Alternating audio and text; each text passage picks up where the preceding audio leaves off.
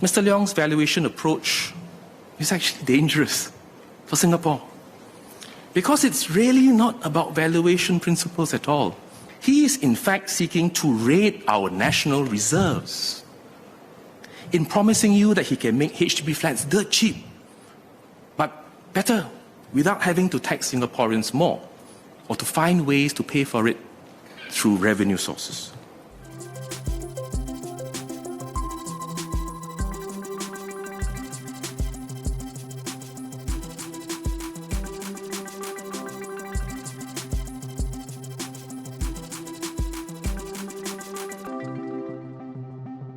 Let me take a bit of time to explain to fellow Singaporeans and members of this House why Mr. Leong's proposal to value state land meant for HDB at historical cost cannot work.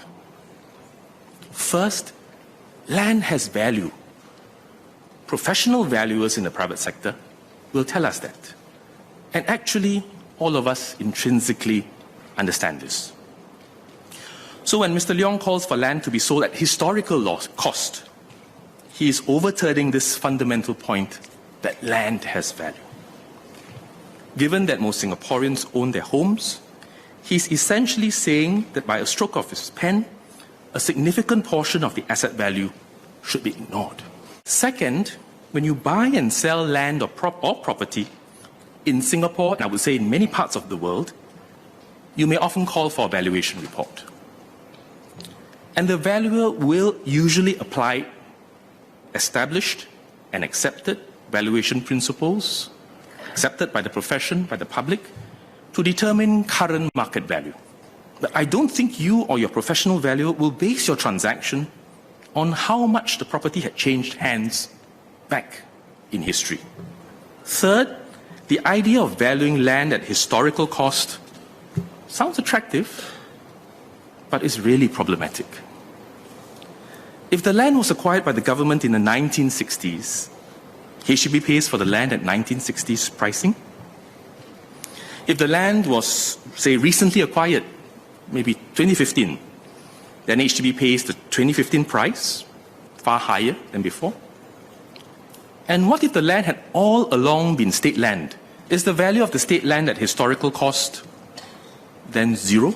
We know that Mr. Leong makes a superficially attractive proposition, but we know that the proposal is unfair, is not logical, and simply cannot fly in the face of long-established, well-accepted valuation principles. Mr. Leong's proposal for HDB to pay historical price to the reserves means putting back into the reserves far less than what the state land is really worth today. This is a raid on the reserves, plain and simple, and will diminish the resources available for your children and their children.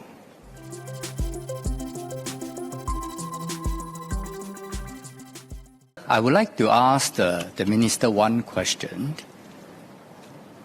Actually, I'm not sure. When did I mention that HDB prices should be priced based on historical cost of land? Where did I write? I think I did mention that.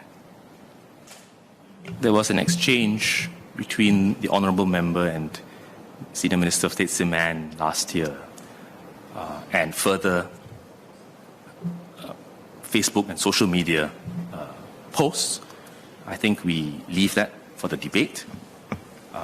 If the member tells us that he does not think government should charge HDB historical prices, then I think that advances the discussion.